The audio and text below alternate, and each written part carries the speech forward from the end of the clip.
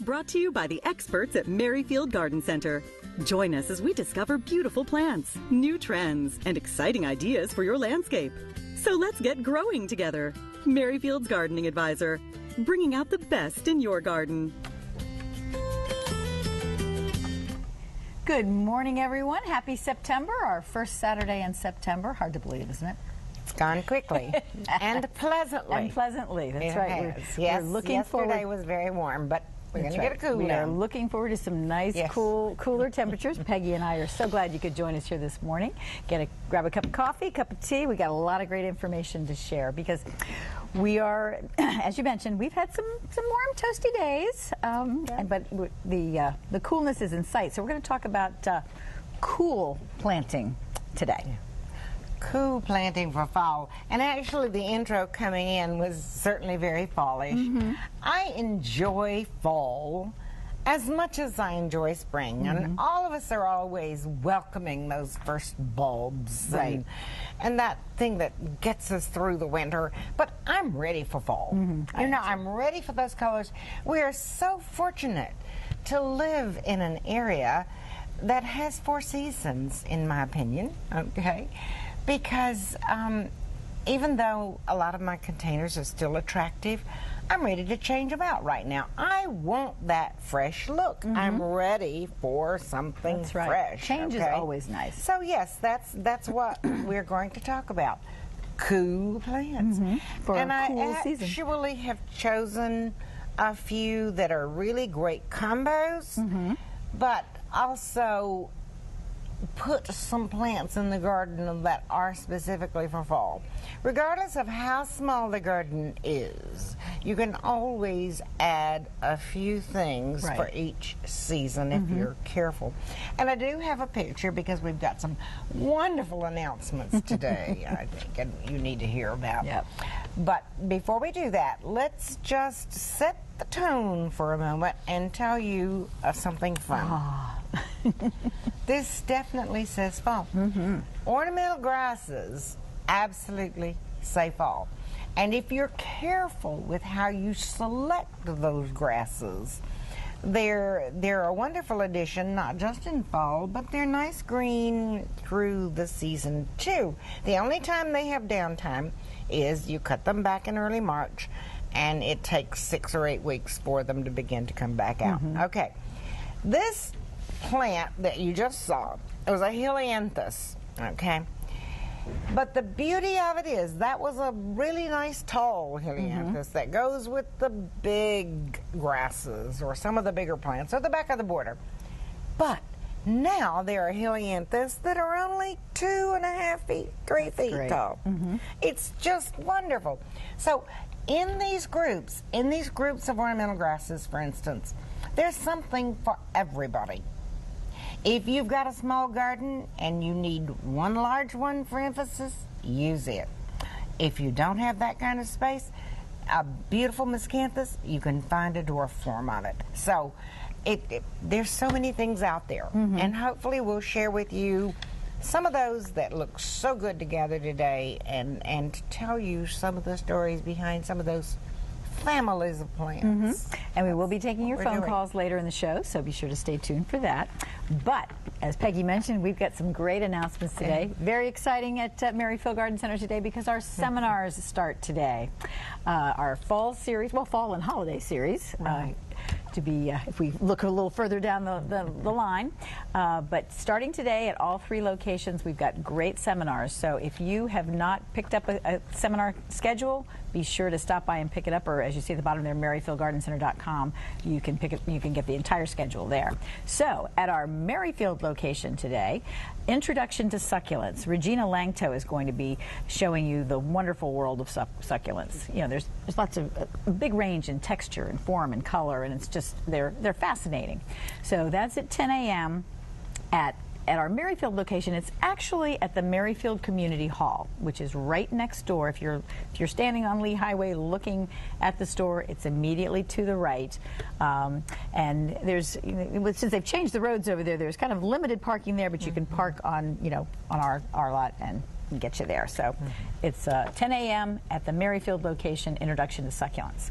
At our Fair Oaks location, David Yost is there. He's going to be talking about building the lawn of your dreams, and this is the season to get your lawn together. Yes, Fall is perfect the perfect time to do seeding, all the stuff, right? All the fertilization. So he is going to show you everything you need to know to build that beautiful lawn. So that's at 10 a.m. at the Fair Oaks location.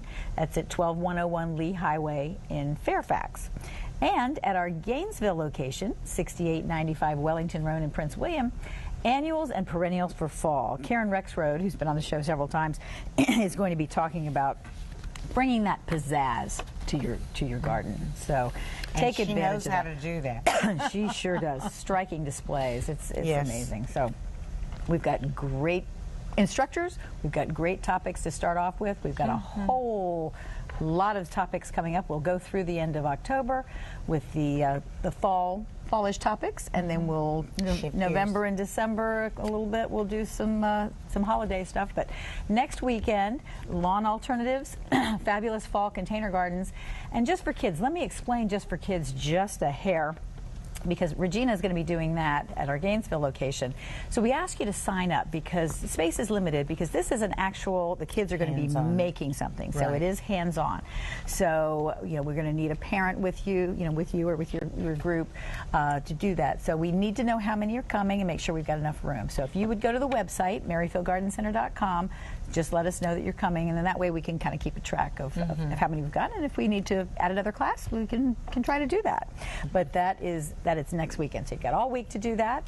So lots going on, but definitely stop by, pick up the seminar schedule. It's available at all 3 stores. If you haven't gotten, if you're not on our mailing list and didn't get it in the mail, again, you can go to merrifieldgardencenter.com to look it up online too. Another quick announcement for next week at our Fair Oaks location, our friends at the Arlington Rose Foundation are going to be doing a rose photography workshop. So we'll talk about that more next week, but I just want to let you know about that. It's coming up. Hey, there's so much going on with photography now. I always enjoyed it, and it's constant learning process. Yes. Yeah. Do you want to show a couple pictures before we go? Well, yes, we'll work in a couple of those. I want to tell you about another group of plants, and I often call them my H plants. I knew that was coming. Helianthus, Heliopsis, Helenium. They're all late summer through the fall. And guess what? The bees love them. They come to them. And I've had quite a few bees. I'm sure that many of you are like myself. There's not as many butterflies out there, and that's a concern. It really is, but I think the winter had something to do with that.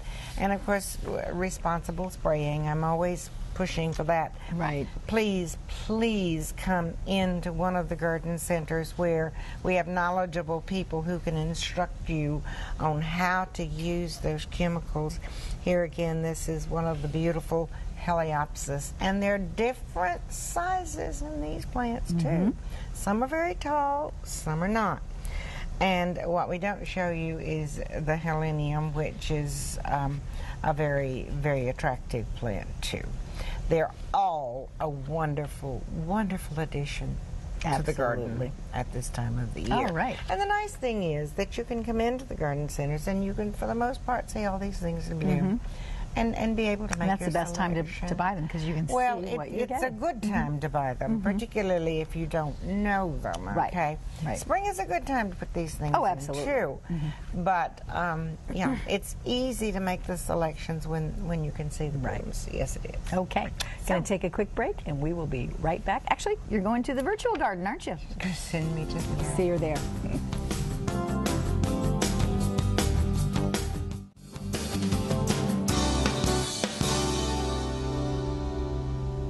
And we came in on the beautiful asters. What a magnificent part of the garden.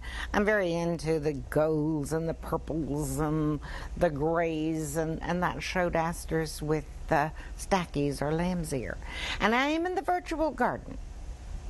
And I'm going to talk to you about some very, very special plants and combinations of those plants.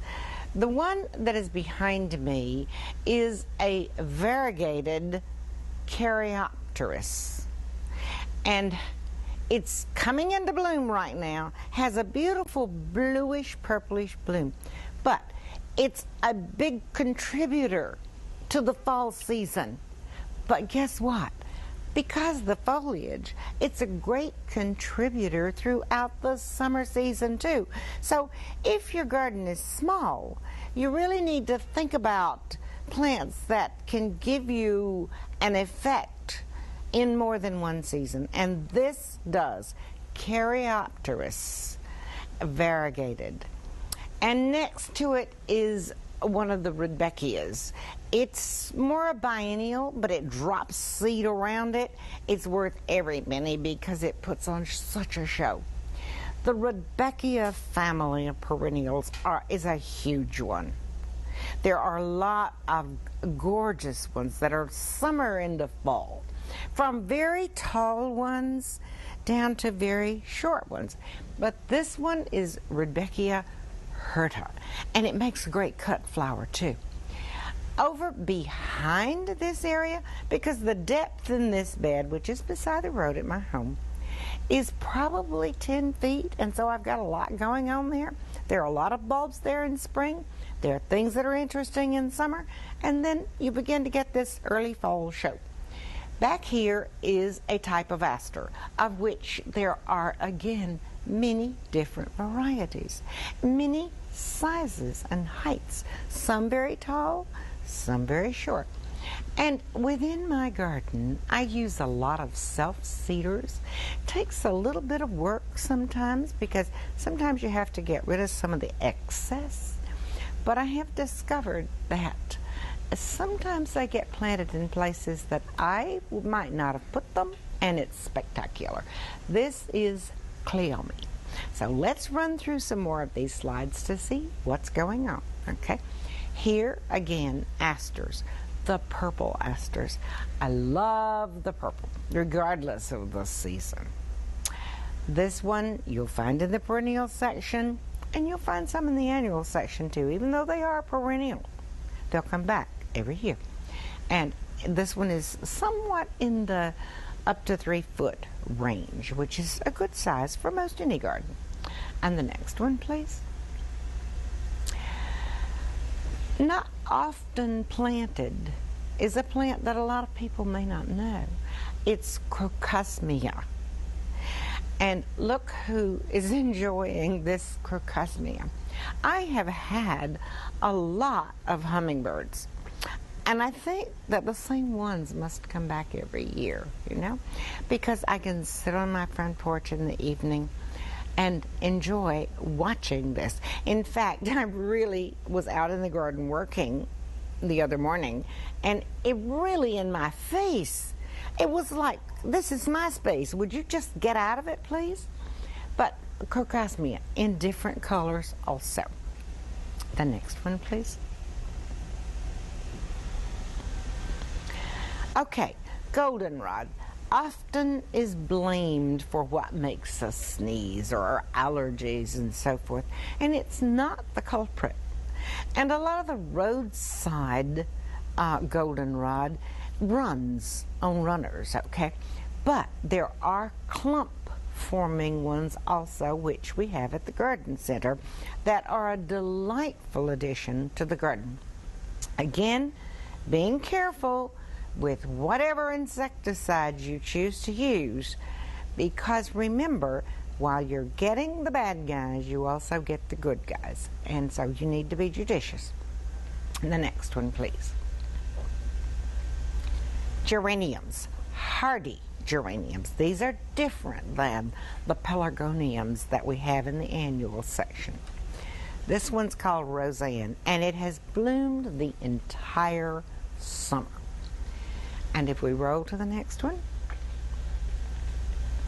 Okay, the fall garden with mums.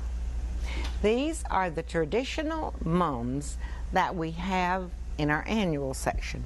They are perennial mums, but most people, including myself, treat them more as annuals.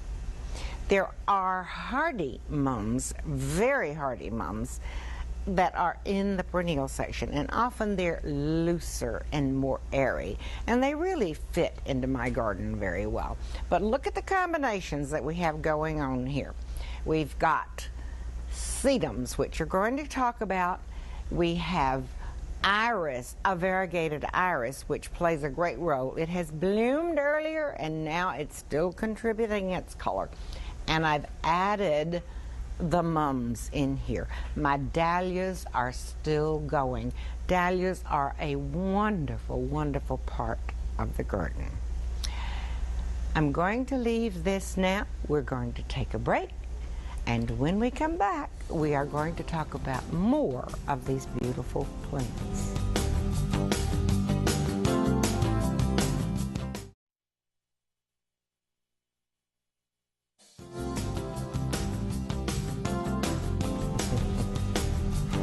Welcome back, and welcome back out of the virtual garden. And I want to show quickly a couple of fun plants, because I think I have something else that I think you'll They're enjoy. always fun. They're all fun. But let's come back in on, while it's on your mind, and I showed you lots of the beautiful mums that give us that feeling of fall, and everybody is excited about mums at this time of the year. That's fall. Look at that. These are the hardy mums, the really hardy mums that we have in the perennial section. And they're often a selection of the Sheffield mums, but they're hybrids and crosses now. And you can see, again, used with ornamental grasses, and guess what? Purples. Okay. The purples coming from the salvia. Love those purples. The salvias are pretty much, those big salvias are pretty much annuals, okay? But if you want that look, you can get it from the perennial section. Okay. And let's move to the next one, too. So, next picture. Oh, okay. Don't want to show the sedums yet? Oh, all right. All right. No, don't want that picture. Don't want that picture? Okay. Don't want Let's that show picture. Let's come back to the sedums. No, we got other stuff going on here. It's too much to show. We showed you the sedum autumn joy, or sedum fire, which is probably 2.5 feet most of the time, and is an incredibly beautiful plant. Here's sedum sabota. This one is really great in a rock garden or at the front of the border, but particularly in a container. It can spill over the edges, and it's just magnificent. Look at that. And actually, here's another one. Vera Jameson. Can't you just see that spilling out of a container? It's just fantastic. Let me move this one up a little bit so you can see bring that up. Okay. It's a beautiful thing. I actually have one of these growing in a container right now with some succulents behind it. The succulents are Hunzenjecks, I'm trying to think. Okay. But there's really some nifty ones. Now, I want to show you one that came off the cart this week in a delivery that I have never met before. I do not know, I have not grown, but it's called cherry truffle. Ooh, nice. It's really very exciting. Some of these dark plants can be great depending upon how you use them. And this one is a bit curly. It is a sedum. It's from the Candy series. That's kind of fun. So I have to give this one a try. And I think what I'll do when I'm trying this is use it in a container. This would be attractive with one of the kales, the darker edged kales. Right. And this has a little height to it, which is nice. It would be a great container plant. Even though it's not vibrant like that in the wintertime, it still has presence in that container. So I think that's great. Now, I'm going to scoot over. You want to show those couple of pictures of the Abelia? Yeah, as we go on? we can do that. Okay. Okay, it's Let's time for take a those look at next. this. Yeah. Thank you. I mentioned that we were going to do a little bit more besides perennials. There's got to be a structure to the garden. It can't all be perennials. Perennials are accents. Abelia is underused, and there's so many different varieties of abelia. This one is Twist of Lime, and the next one is Kaleidoscope. But look, they're variegated. One has a white variegation and the other one has a yellow variegation. And if we'll hold that particularly, there we go, that one. Yeah, there we go. They bloom off and on all through the summer.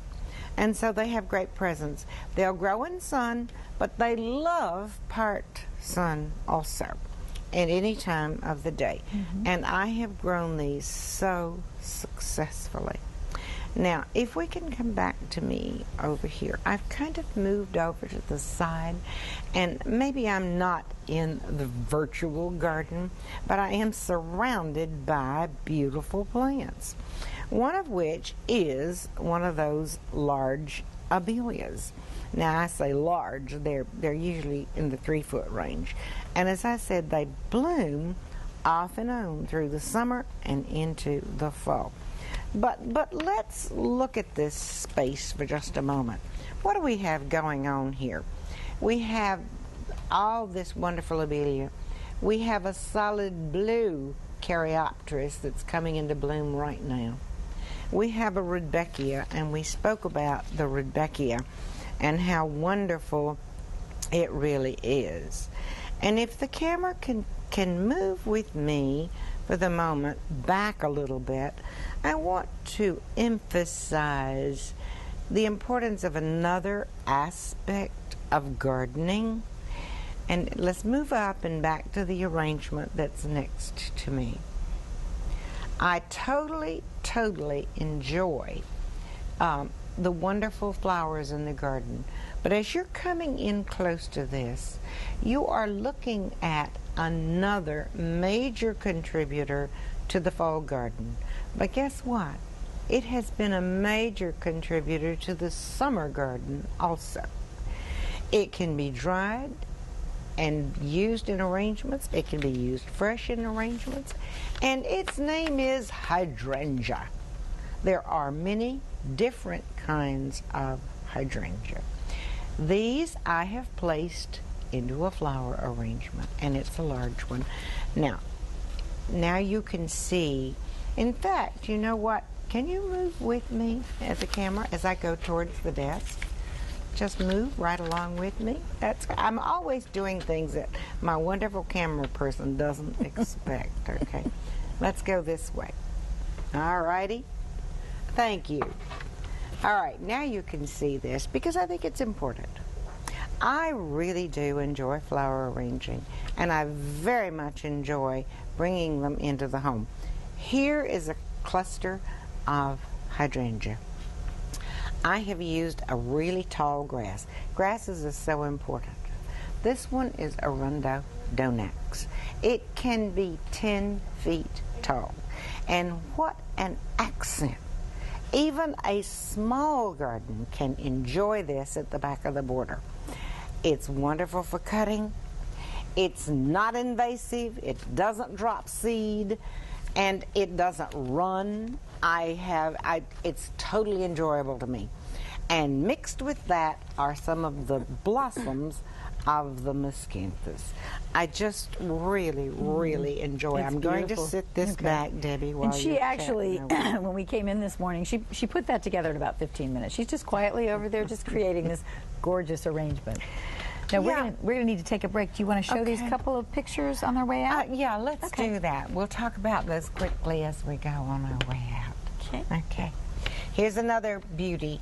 But the deer love this. Let me warn you, if you have a lot of deer and you're not willing to spray, this is not the plant for you. Anemones. A lot of gorgeous anemones in now, and they're coming into bloom now. I use Bobex, an all-natural product. Unless I spray it every 3 weeks at this time of the year, I will not see the blooms. However, it's worth that because they're magnificent. It is the fall anemone. And I think we have one more picture. Two more. Two more. These last two pictures real quick. Here is an underused plant. I actually have some on location. I'll bring them up. It's Tricertis. I don't like the common name. I don't know where it got that name. It's called toad lily. Tricertis.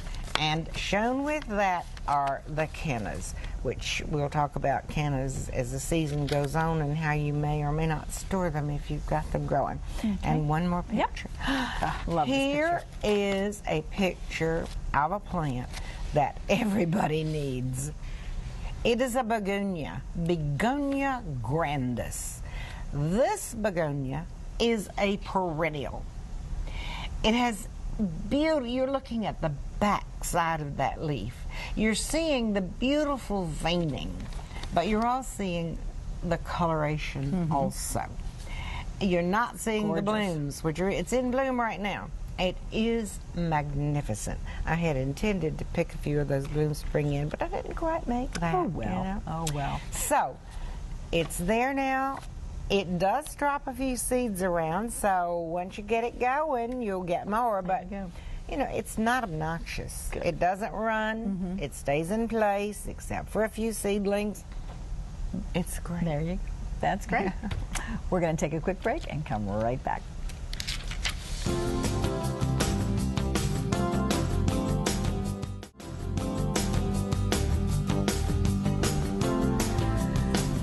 Welcome back. Purple. That's right. Love purple. One of my daughter's favorite colors. We were just talking because bulbs are now coming in. You know, that's another nice thing about fall is that, you know, the Holland bulbs are coming in, but we've got some of the We have some other iris interesting things. bulbs too. And there's timing in the garden is important. It's not terribly crucial all the time because I've certainly gone out and done things that I maybe shouldn't have, you know. But this is a wonderful time to divide perennials if you need to do that in your garden. And among that is the Japanese iris. Before I tell you how to deal with this, I think I've got a picture. Okay, yeah. Wow. The, not Japanese iris, these are German iris, okay? These were in bloom in the spring, and they are rebloomers. Not always rebloomers, but frequently rebloomers that come again in the fall. And that's a bonus because I feel like these German iris are the ladies of the garden. And you really want to pull up a chair and sit there and just enjoy them, you know? And they're shown here with miniature roses and I think it's purple columbine. I was going to say, beautiful purple. Purple, yeah. Purple and yellow, right? That's right. But let's talk about German iris. Right now, they are available as small rhizomes, and you may think, there's not much to that, but there really is. And a lot that's important are the very dried up roots that you see down here, but they will come to life. Right. How and where you plant these are very important. They're pretty easy care, except they can rot if they're in wet soil. They do not like wet soil. And when you plant them, hold that camera right there. In soil that drains really well, go ahead and get these in as soon as possible. And when you replant them, the tippy top of this rhizome should be slightly above the soil surface. Really pack that soil down around it so that it sits into place, and it will take root, it will grow, and it will do surprising things by spring even, okay? Now is the time, and most of what we have are rebloomers. I have a beautiful, well actually there are two here that are blue and white type things, but there are a lot of different colors. Okay, all fine and good. Having said that, we talked about soil. It's good to know your soil, but you need to know it in all seasons. People don't think about wintertime because a lot of them are not out there in the wintertime. And if that soil stays wet over winter, when your plants are dormant, some of them don't fare well. And one of them is this iris that can rot. Another one is lavender. I am determined to grow lavender because it is such a fantastic plant, and it's so fragrant, and I cut it and I bring it in, and how you deal with that and this and some of the others is really important. I work good organic matter into my soil. Every time I plant, I add more. I don't rototill. In way back earlier years I did that, and I don't do it anymore. Be sure your soil is good. Watch it. Be sure that it drains well. Planting, you couldn't find a better time than right now to plant, and for the next few weeks. It's absolutely perfect because you don't have to worry as much about the watering, and it's a good time to get those roots beginning in the ground while it's still warm. But proper watering is so frequently misunderstood, and it's so important. When you plant that plant, and I would open one of these, I'm going to open up one of these little ones, and it's a beautiful little ajuga that I didn't get to talk about. It's called Black Scallop. All right, I'm going to make a mess. Open this up. Carefully, don't destroy that root ball, but open up those roots. On the side, a couple of sides, and in the bottom. So let's turn this around this way so you can see what you're talking about. There we go. Yeah. Open up those roots with your finger. And then in that good soil, you always plant just a little bit high because it's going to settle some. Firm the soil around it. Water it until that root ball and all the soil around it is thoroughly soaked. Don't go back and water it until you check it. Pull back any mulch that you've got, and don't mulch right in the crown of this. Hold your mulch out just a little bit. Mulch is very important. Check to see if it needs water before you water it. Right, absolutely. Because you can, through watering or through sprinkler systems, rot root systems. And so how you water is very, very, very important part of the growing process. Now we're going to need to take a break. When we come back, we're going to take your phone calls. So give us a call, 703-387-1046. But you have a couple of stakes and hoops you want to show us. So when we first come back, we'll do that. I want to show you that. Okay. That is very important. We'll be right back. Very important.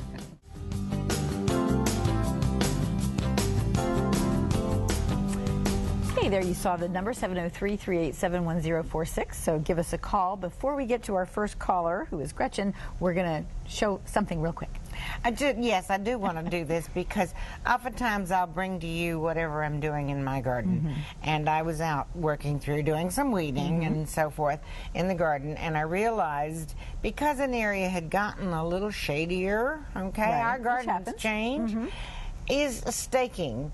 I don't do staking to speak of. I try to avoid that. But I showed you Bob's tomato cages last week, made in 2 pieces so you could stake and use it for other purposes. There is a large assortment of types of stakes available, and they can be used now. And you can do it if you need to. I was staking a magnificent plant for fall, Amsonia hubrichta. And it's very easy to use these stakes because you can open them up and put around. That's nice. And there's actually another one over here that is in sections, and you can use as many, and I don't know whether you can see this or not, but it's in sections, and you can use as many as you need to hold up a plant, to keep it off the other plants. And I just needed to share that because sometimes at this time of the year when something has grown differently and you need to be able to get it around it, that's a good way to do it without making it look staked. Exactly. Yeah. So I had to share that. Thank you. Okay, let's get to our first caller, who is Gretchen, and Gretchen is calling from Forestville. Hi, Gretchen. Good morning. Are you there, Gretchen? Well, my Hello. question is this. I have hibiscus that I've had probably now for about 20 years, and they're the hardy hibiscus, or I don't know whether you call them roses of Sharon or hibiscus. However, they're the ones that sort of block, they drop with seeds and you get them all over the place. Right. Well, there are several of them that have now, branches on them have died. Can I cut them back drastically and still maintain the plant for spring next year? I just did that. Oh. There you go. I just did that. I absolutely love these hardy hibiscus, and they come in midsummer, and summer's still beautifully blooming right now. They are hardy. They will take areas that are somewhat moist. Yep. I did because you had it. They do seed, and when some of these things seed, they don't necessarily come back exactly like the parent. True. But they're attractive, okay? So I wind up pulling up a lot of seeds. A lot of things love to seed in my gravel driveway. They're so happy there. And I have 2 clumps that have been in the edge of that driveway for years. And I wanted the sunshine for something else, okay? And so I cut most of those stems back, leaving about 3 inches out of the stem. And I did that because I really want to remember where they are in my beds. And those in my beds, I don't usually cut back quite this soon, but it's not a big deal because they have all the nourishment that they really need to take them through the winter. And some of them have finished blooming. I don't cut the ones that haven't finished blooming. Right. But yes, you can cut them back, and you can just cut back the ones that aren't doing well and leave some of the others, or you can cut most of it back, okay? It's actually resprouting a little bit right now. That's not going to be a big deal, and it'll go through the winter. But I do leave some of those stems up because they are what we call late sleepers. Right. They don't come up and show themselves until a lot of the other perennials do.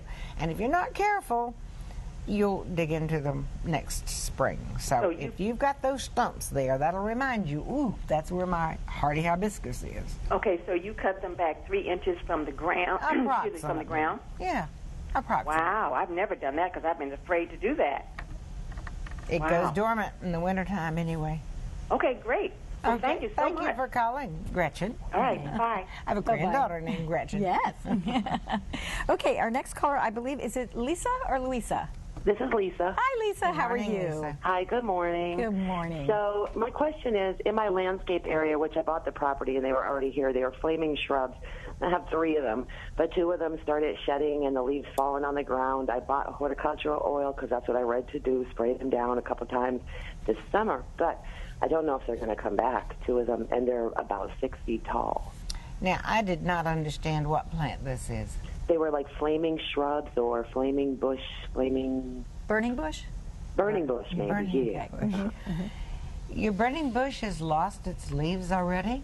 Yeah, 2 of them out of 3 in the front of my land. That's very premature. Go out and with your clippers, clip into a couple of those branches and be sure that they're still alive. You know, they may well be. I would say that some of the plants in my garden are beginning to lose some of their leaves right now because where I am, for whatever reason, never seems to get quite the rainfall that a lot of other places get. I think rain is afraid of the Tyson's Corner area, you know, because it's happened several years in a row.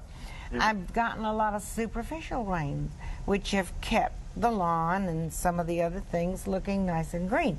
But those things that need deep water, the shrubs and the trees need some rain.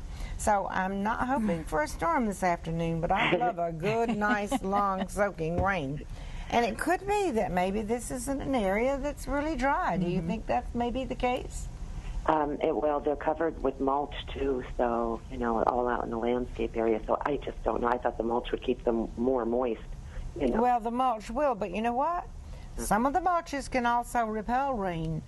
If you're using threaded hardwood, that's interlocking, and it's really good for hillsides, but you may need to get out with a fork or a rake or something and loosen that up, because when it tightens down, it will repel the rain. So get out there and loosen that up a bit. All right. Good tip, and hopefully it'll rain today. Like we're supposed to get a big storm. Yes, we need some rain. So you've got it's a very, very hardy shrub. So hopefully you haven't lost it. Okay. Thank you so much. And you might want to bring in a sample just to make sure we're talking about the right. We love you. Thank you. Yeah. Right. Thank you, honey. Thanks so much. Have a great weekend. Okay, we're going to take a quick break, and Shirley's calling from Vienna. So Shirley, stay tuned. We'll be right with you.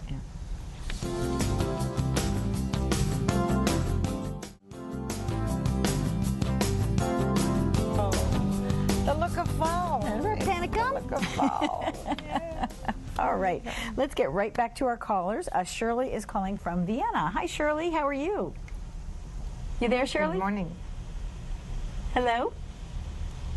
While we're waiting, we may have lost Shirley. While we're waiting to see if we can retrieve Shirley, there was a question earlier about which of the grasses was I showing in that arrangement? The arrangement with the hydrangea. And that grass is Arundo, A-R-U-N-D-O, Arundo Donax, D-O-N-A-X. It's a tall grass. It's a variegated one. It is magnificent. What an accent piece it is. And it isn't invasive, at least not for me. Okay?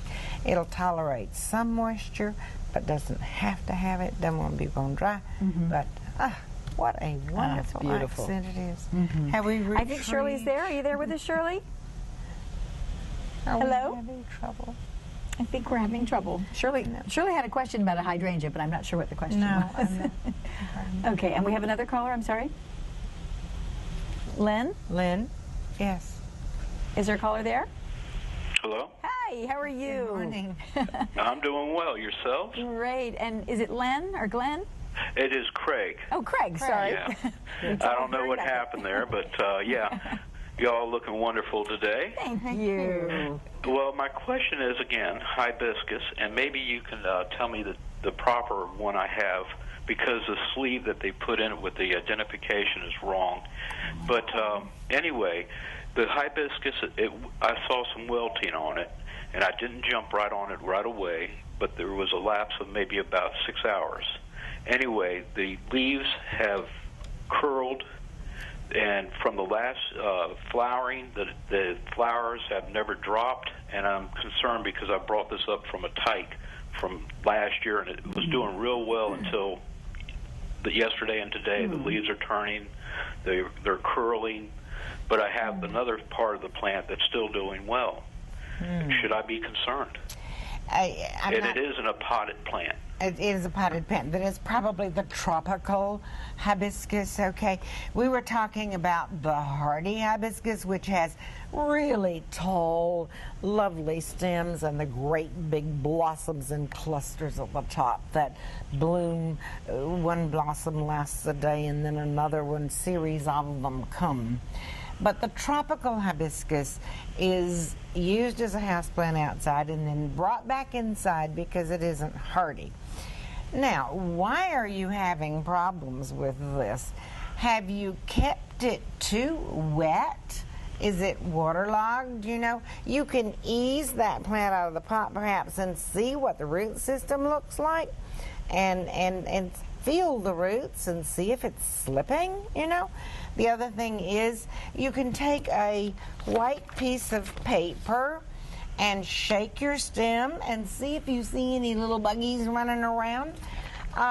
Or if you're near either of our garden centers, the best thing to do is to take a branch in there and let them work with you and try to figure out what's going on with this plant. Because if you've had this since a baby, you probably are trying to keep it, okay? Yeah, and the slip said it was a, what is that called? Lucas Red, and it was supposedly a, northern plant, hardy plant. Really? But I'm getting a white bloom with a red throat in it, and it's the Luno Red is all red. Yes, it is. And So I'm I'm getting a white bloom about 6 inches in diameter, but it's still young. It's only like 2 years old, so I'm not looking for the 8-inch. So, are we talking about the tropical, or are we talking about the hardy? Do you bring it in the wintertime? I brought it in last winter, but I've called y'all and talked to you early this year, and they told me to just go ahead and scrape the stalks and set it out, and it will be fine. I wanted to plant it in the ground because it's supposedly a hardy. Okay, if it's a hardy, it needs to go in the ground then, okay? Right away, or can I wait till mid-September? Anytime between now and mid-September, go ahead and get it in the ground, okay? Okay, and one more quick question. I was given a bleeding heart, and I was told that it will shrivel back and the leaves will fall off and it will look brown and everything, and that's what it's done. Am I okay? Because there is no foliage on it whatsoever. You're okay, okay? All right. You're okay. All right. There are some that definitely will recede, and I have a mass of this, and the golden foliaged one, which is so beautiful, and it too has seeded around. And I went out the other day, and it's flat as a pancake, you know. But it's okay. It's going to come back. Okay, girls. Well, thank you so much for doing a wonderful job. Have a great weekend. Thanks so much. Okay, we are about out of time. Okay. So we want to, first of all, thank you for showing all these wonderful plants and great ideas. Beautiful things. Invite you again to, especially with all the questions that we've had, come to the seminars. They start today at all 3 locations. The only problem is you got to make a choice. You know, this is true. You're gonna learn a lot wherever you go. That's right. Next week, David will be here talking about gorgeous ground covers. So have a great week. We'll see you at the Garden Center. Take care.